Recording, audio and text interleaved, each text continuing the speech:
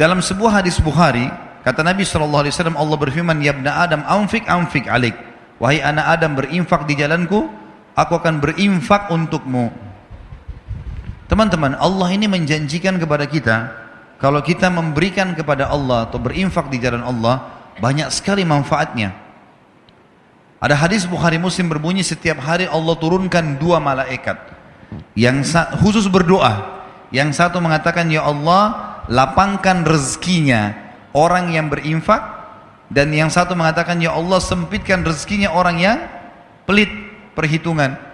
Allah nggak akan kasih. Kemudian juga teman-teman sekalian, Allah membalas setiap infak kita itu minimal 10 kali lipat loh, 1000%. Kalau di masjid ini misalnya ada seseorang datang, orangnya kita kenal secara nasional, kemudian punya perusahaan besar, kemudian jelas ya, usaha-usahanya jelas segala macam, dan produk yang dijual juga menguntungkan. Lalu dia tawarkan ke kita, nih siapa yang ikut investasi, misal 100 juta, dia dapat akhir bulan 100%, jadi 200 juta. Kita sudah kenal orangnya, tahu perusahaannya, tahu produknya. Orang bahkan berlumba-lumba mau investasi, ditawarkan, siapa yang mau berinfak, saya akan kasih 100% keuntungan. 100 juta dari 200 juta akhir bulan. Saya yakin orang berlumba-lumba untuk ikut. Allah memiliki perusahaan depan mata kita, tanda kutip ini, tanda kutip, jangan disalahpahami kalimat perusahaannya. Allah memiliki ciptaan yang kelihatan depan mata. Pohon-pohon ini, kita sendiri, udara yang kita hirup, matahari yang terbit. Ini jelas depan mata kita, produknya Allah ini. Allah janjikan teman-teman, siapa yang investasi di jalan saya janjikan 10 kali lipat minimal. Di dalam Al-Quran dikatakan, a'udzubillahi minasyaitonirrajim, man jaa bil hasanati falahu asyru amthaliha.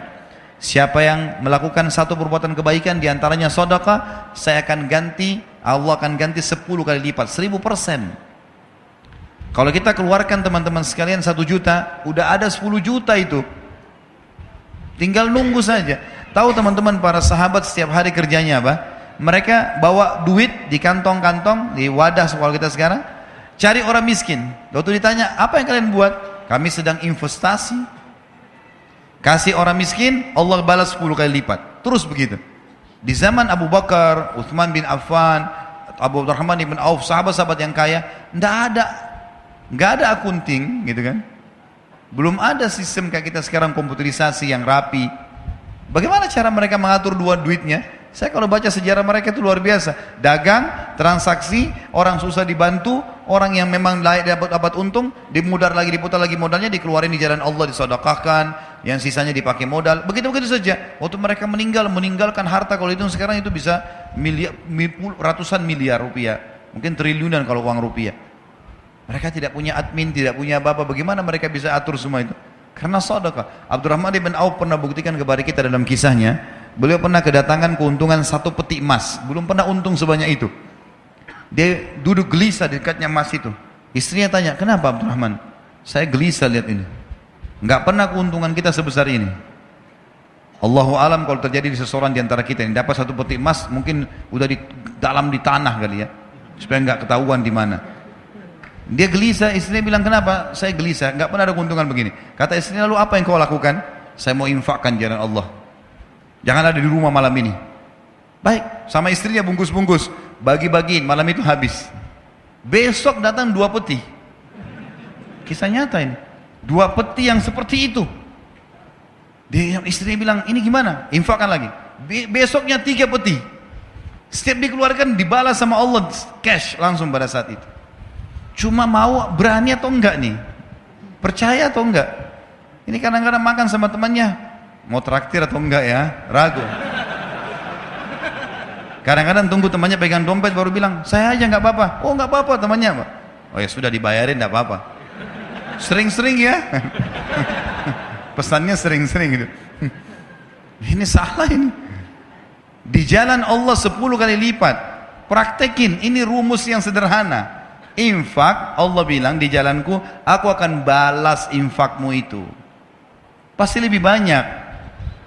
Dalam hadis Bukhari, kata Nabi SAW, orang sebelum kalian ada 2 orang, dua-duanya bersahabat, dua-dua punya kebun, musim kemarau, nggak ada hujan sama sekali. Kata Nabi SAW, ini si A sama si B, dia disebutin namanya. Kata Nabi SAW, salah seorang dari mereka, kita anggaplah misalnya A sama B, si B ini. Dia bilang, saya melihat ada awan lewat di atas kebun saya, dan saya dengar suara mengatakan, turunkanlah hujan di kebunnya si Fulan, temannya dia di sebelah. Maka dia bilang, saya bingung, kenapa ada suara dari awan? Saya ikutin, ini hadis sahih riwayat Bukhari, penyampaian Nabi SAW. Kata Nabi SAW, dia pergi kebun temannya. Ternyata betul hujan turun cuma di situ saja. Yang lain enggak, musim kemarau. Lalu kemudian dia tanya temannya, apa yang kau lakukan dengan kebunmu? Dia bilang, hasilnya kebun ini saya bagi 3. Hasilnya saya bagi 3. Sepertiga saya infakkan dulu jalan Allah. Sepertiga saya pakai untuk kembali modal. Sepertiga saya pakai buat kebutuhan keluarga saya. Kata temannya, pantas kau dapat ini. Ada ipar saya di Ternate, teman-teman saya pernah datang ke sana. Pulang ceramah jam setengah 12 malam, suara rumahnya masih pakai seng di belakang. Ternyata ada suara kayak batu besar, pang gitu ribut. Saya kaget, dia ketawa. Dia bilang itu mangga jatuh. Mau coba? Iya, orang Ternate bilang ini mangga madu. Ya. Saya nggak tahu di Makassar kita bilang apa tuh, di Jakarta mana lagi katanya. Ada titik-titik madunya di dalam. Coba ya coba, memang manis sekali. Masya Allah saya makan sama dia. Saya bilang besok pagi saya mau lihat pohonnya. Dia bilang ya silahkan. Terus dia bilang, pohon ini sepanjang tahun berbuah terus. Saya bilang kok bisa dikasih bibit? Dia bilang enggak, saya biarin aja begitu. Pokoknya dia sepanjang tahun berbuah.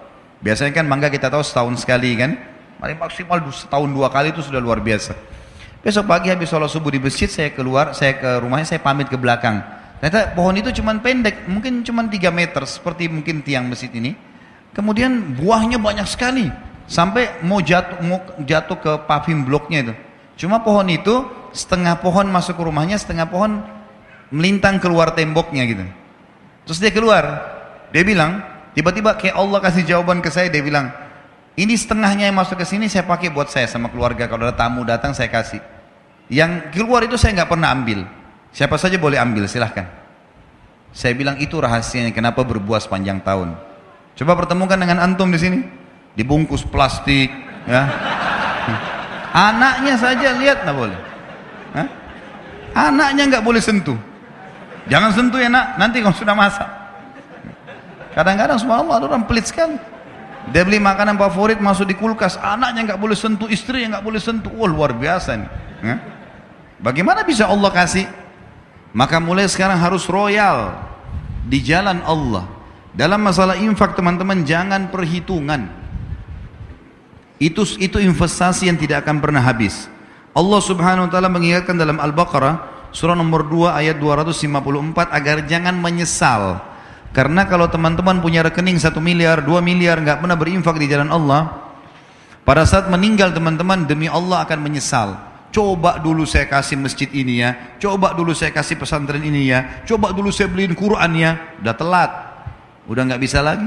Iya kalau ahli waris kita bangun di masjid, kalau enggak, kalau mereka pakai buat kebutuhan mereka saja gitu.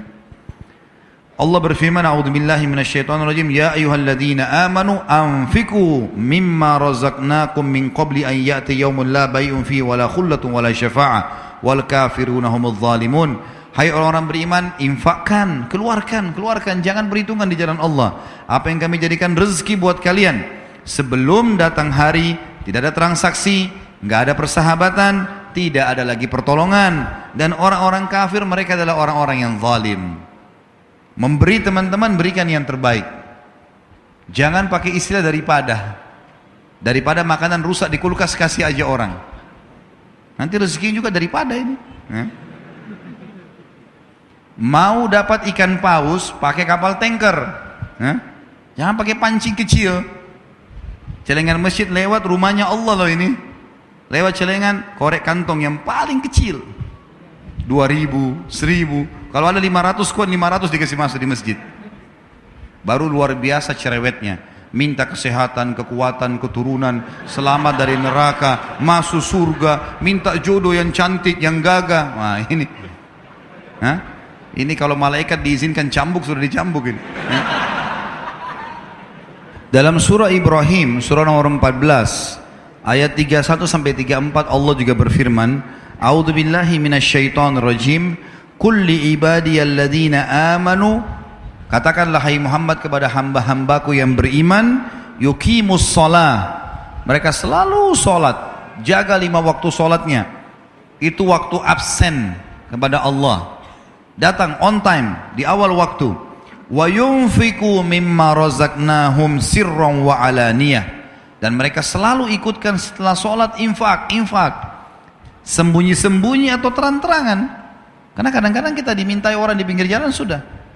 Ingat kaidah dalam ibadah, kalau ibadah telah tiba waktunya, saatnya eksekusi, bukan saatnya menilai. Misal, azan, lalu kemudian kita lihat ada masjid, kayaknya masjid ini kotor, saya mau masjid sana saja. Bukan saatnya menilai. Azan, sholat, di masjid manapun sholat, gitu kan?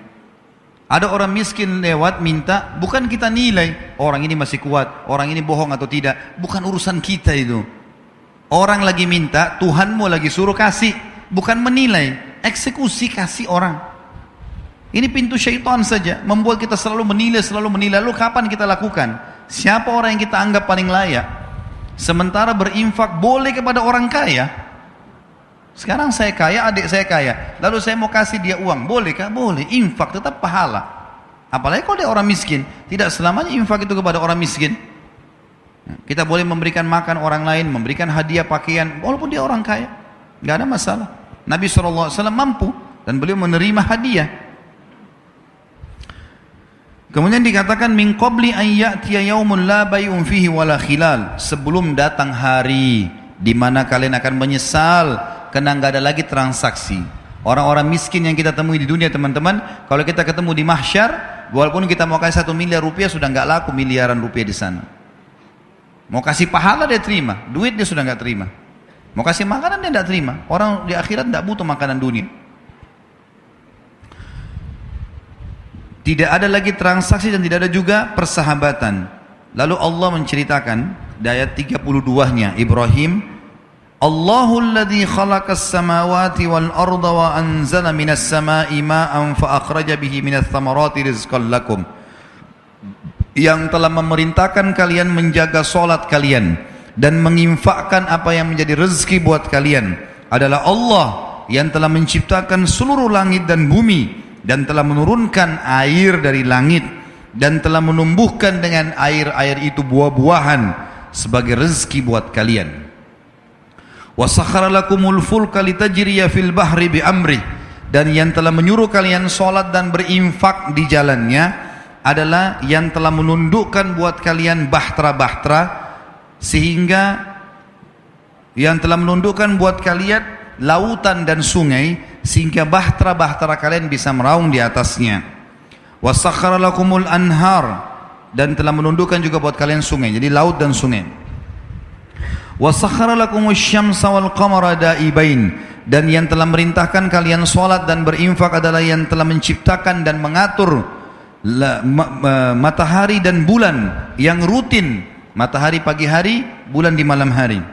وَسَخَّرَ لَكُمُ اللَّيْلَ وَالنَّهَارِ, dan yang telah menyuruh kalian solat dan berinfak adalah yang telah menundukkan malam dan siang. وَآتَاكُمْ مِنْ كُلِّ مَا سَأَلْتُمُوهُ, dan juga dia telah memberikan semua yang kalian minta. وَإِنْ تَعُدُّ نِعْمَةَ اللَّهِ لَا تُحْصُوهَا, kalau kalian ingin menghitung-hitung nikmat Allah, kalian tidak akan mampu menghitungnya. Innal insana ladzalumun kafar, sesungguhnya manusia itu adalah makhluk yang zalim dan kufur. Tidak ada haknya dia, tidak ada punya dia di situ andil, tapi dia merasa dia punya hak, merasa dia punya hak, merasa dia punya hak, merasa dia punya hak.